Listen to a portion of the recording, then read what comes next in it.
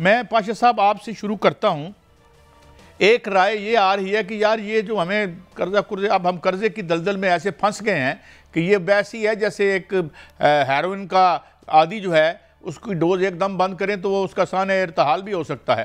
तो ये इसको क्या देखते हैं, क्या इसको पॉलिटिक्स को और इसको मिक्स करना चाहिए? क्या आपकी राय क्या है हसन रजा पाशा साहब? बिस्मिल्लाह रहमान रहीम। काई साहब, कर्जे के बगैर हमारा मुल्क कभी चला नहीं है। उसके बाद जब डॉलर्स की वो रेल पेल ख़त्म हुई और हमारा अपना इंफ्रास्ट्रक्चर इतना मजबूत नहीं था, तो फिर ये दिन देखने आए कि आप अभी आप देख लें, इंडस्ट्री हमारी ख़त्म हो रही है। इंडस्ट्रियलिस्ट जो है वो मशीनरी स्क्राइब में बेच के और फिर वो वहाँ पे रियल स्टेट का बिजनेस शुरू कर दिया, प्लाट्स बना के बेच रहे हैं। तो ये सूरत हाल अब हुक्मरानों को ये देखना पड़ेगा और इस तरफ जाना पड़ेगा कि अपना इंफ्रास्ट्रक्चर इतना मजबूत करें कि IMF या वर्ल्ड बैंक के चुंगल से निकलें।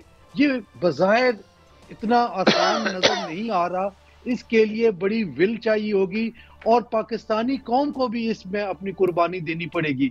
आल दो कि पाकिस्तानी कौम कुर्बानी देती आ रही है, हुक्मरानों के अखराजात और अय्याशियां पूरी करने के लिए हम टैक्सेस के बोझ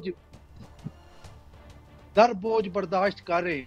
लेकिन जब अब मामलात इस नहज तक पहुंच गए हैं कि जब तक अपना इंफ्रास्ट्रक्चर मजबूत नहीं होगा, मुस्तहकम नहीं होगा, उस वक्त तक इस दलदल से निकलना नजर नहीं आ रहा। और अगले अच्छा 3-4 या 5 इसी में ही हमें नजर आ रहे हैं। जी, मैं सवाल जदून साहब आपके पास भी लेके आता हूँ और फिर जाएंगे अदर सिद्दीक साहब के पास, वो सम अप करें इसे। जनाब क्या कहेंगे जदून साहब? एक तरफ ये राय है, लिखा उन्होंने ये है कि जी इंस्टेबिलिटी, जो पॉलिटिकल इंस्टेबिलिटी को कंसिडर, अभी मतन आया नहीं है, जो अखबारों में रिपोर्ट हो रहा है नीचे नीचे टिकर के हवाले से। बहरहाल आप इसे कैसे देखते हैं जदून साहब? नहीं, देखें, आपके जो भी मामलात हैं, आप एक पाकिस्तान का आइन किस न किस तरह एग्जिस्ट कर रहा है, इदारे, चाहे हम नहीं कहते कि 100% इदारे बड़े ठीक हैं, बड़े मेरिट पे काम करते हैं, तो ये पाकिस्तान की हिस्ट्री में अभी तक कोई इतनी इदारों के अंदर 100% ट्रांसपेरेंसी नहीं है। लेकिन जो कुछ भी है, इस पाकिस्तान में रह के, एक पार्लियामेंट है, आप पार्लियामेंट में जाएँ, ये IMF को ख़त लिखना कि IMF जो लोन, तो लोन किसी एक जाति किसी पार्टी का नहीं है, ये स्टेट ऑफ पाकिस्तान का है। गरीब लोग इस लोन के नीचे जो टैक्सेस के मारे हुए हम तमाम लोग हैं, आज हम बिलों पे हर सुई, गैस, बिजली, इवन हम माचिस खरीद रहे हैं उस पर भी टैक्स दे रहे हैं, डायरेक्ट और इनडायरेक्ट टैक्सेस। तो उसमें ये देखें ना, IMF को खत लिखना नहीं कि आप देखें, IMF सिर्फ लोन नहीं है, वो एक इंटरनेशनल इदारा है जो आपकी क्रेडिबिलिटी को देखता है कि आया इस मुल्क के अंदर तो कुछ सकत है कि ये लोन वापस कर सकेगा, या इसको हम अगर फाइनेंशियल उस पाइपलाइन में लेके आते हैं तो इसकी स्टेबिलिटी हो जाएगी, नहीं होगी। अगर IMF देखें रिफ्यूज कर देता है आपको, तो कोई इदारा जो है वो आपको मुंह लगाने के लिए तैयार नहीं होगा। फिर तो पाकिस्तान जो है ना, आप फिर अपनी पार्टी पॉलिटिक्स के लिए या पावर पॉलिटिक्स के लिए मुल्क का नहीं सोचते। लेकिन 2018 के अंदर भी तो आपका मैंडेट जो है वो RTS किस तरह बैठाया गया था, किस तरह मैंडेट जो है वो आपने लिया था, या सारी दुनिया के सामने आपको नहीं भूलना चाहिए। और सबसे पहले जो असम्बली का इजलास हुआ था, तो उन्होंने आपके चोरी के मैंडेट को भी कहा था, चले आप असम्बली के अंदर आ ही गए हैं तो हम आपके साथ बिल के चार्टर ऑफ कानून भी कर लेते हैं, सर्टेन चीज़ें सेटल कर लेते हैं, उसमें आप अपनी पॉलिटिक्स भी करें, जो भी आपने करना है करें विद इन सर्टेन फ्रेमवर्क। लेकिन जो पाकिस्तान के लिए, जो स्टेट ऑफ पाकिस्तान के लिए, जो पाकिस्तान के लोगों के इंटरेस्ट में चीज़ें हैं, उनको लदा रख के उन पे मिल के काम करें। लेकिन उन्होंने कहा जी कि आल दो उन्होंने खुद मैंडेट चोरी किया होता, लेकिन उन्होंने कहा जी हम चोरों के साथ आगे बैठने के लिए तैयार ही नहीं है। ये देखें ना, सबसे बड़ी जो इनके अंदर जरासीम है PTI के अंदर, अब मैं मेरिट पे बात करूंगा, इनको बड़ा पसंद आएगा जी, वो जदून साहब बड़ी फेवर में बात करते हैं, लेकिन ये खुद मेरिट पे बात नहीं करते, खुद ठीक को ठीक नहीं कहते। जो इनकी फेवर में करे बात वो इनको बहुत अच्छा लगता है, जो इनको सच बताए उससे इनको बुरा लगता है। ये बातें जब आप नहीं छोड़ेंगे, जब आप मेरिट पे बात करने का मतलब है कि अपनी जो पर्सनल इंटरेस्ट है उनसे ऊपर होकर बात करें, नेशनल इंटरेस्ट में बात करें, नेशनल इंटरेस्ट में बात करें। देखें ना, उसके अंदर पार्लियामेंट मौजूद है, तो आप IMF को खत लिख के क्या मैसेज देना चाहते हैं? ठीक, अपने मुल्क के सिद्दीक साहब, ये जो बात हमारे दो फाजिल मेहमानों ने की है कि कैसे हम IMF को कैसे कह सकते हैं कि वो हमारी इंतखाबी धांधली वो देखे, बहरहाल हमें अंदर आना पड़ेगा। ये मेरे दो फाजिल दोस्तों का टेक है, आपका क्या इस पे टेक है? बहुत शुक्रिया काजी साहब। शायद मेरे भाइयों ने IMF के लैंडिंग डॉक्यूमेंट्स और एग्रीमेंट्स पढ़े नहीं, मेरी बदकिस्मती समझ लें कि मैंने वो देखे हुए हैं। IMF जब कर्जा देता है तो सर्टन रिस्ट्रिक्शन रखता है। मिसाल के तौर पर सबसे बड़ा जो मामला है वो आपकी ऑयल प्राइसेस के ऊपर, आपके बिजली की कीमतें के ऊपर, लाइन लॉसेस कैसे कम करने हैं। इंडिया से सीखें, उन्होंने इतना मैसिव किया, उन्होंने लैंड लेवलिंग करके इतना एडवांटेज लिया और आज वो कहां से कहां चला गया। कर्जों के हवाले से सीखना हो तो टर्की से सीखिएगा, कर्जों से सीखना हो तो किसी स्टेज पे उन ममालिक से सीखिएगा जिन्होंने शायद निजात हासिल की।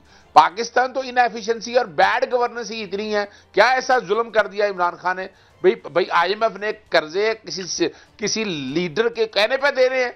उन्होंने तो अपने पैरामीटर हैं, उनकी अपनी अपना वेटेज है जिसको सामने रखकर देना है। और IMF का कर्जा देना मजबूरी है, पे ऑफ करना है, हमने पैसे वापस देने हैं, उनके पैसे हमने देने हैं, सूद देना है हमने। तो ये जो सब सोची समझी बैठे हैं ना, ये खातों किताबत से, वो भाई जरा सोचे तो सही ना इमरान खान ने क्या कह रहा है। इमरान खान कह रहा है कि ये जो कर्जे देने जा रहे हैं, एक ऐसी गवर्नमेंट है जो पहले ही PDM 1 के चक्कर में आके मुल्क को डुबो चुकी है। आपने इकोनॉमी कहां से कहां ले गए। अगर यहां आना भी है तो इस मुल्क में ट्रांसपेरेंसी बेहतर करें। ट्रांसपेरेंसी किस लिए? कर्जों के हवाले से बात हो रही ना, तो क्या बेहतर नहीं होनी चाहिए? इस मुल्कों के कर्जे की मैं इंफॉर्मेशन मांगता फिर रहा हूं, मैं बड़ी दफा लिख चुका हूं। तो ये जो गलत फहमी है ना, पहले तो जेल से लगा ले, कोई मुल्क दुश्मन नहीं है, खुदा ना मैं ऐसे लफ्ज इस्तेमाल करने से पहले हजार। और दूसरा, किस पार्लियामेंट की बात कर रहे हैं? वो पार्लियामेंट जो PDM 1 ने हमारे बगैर चलाई।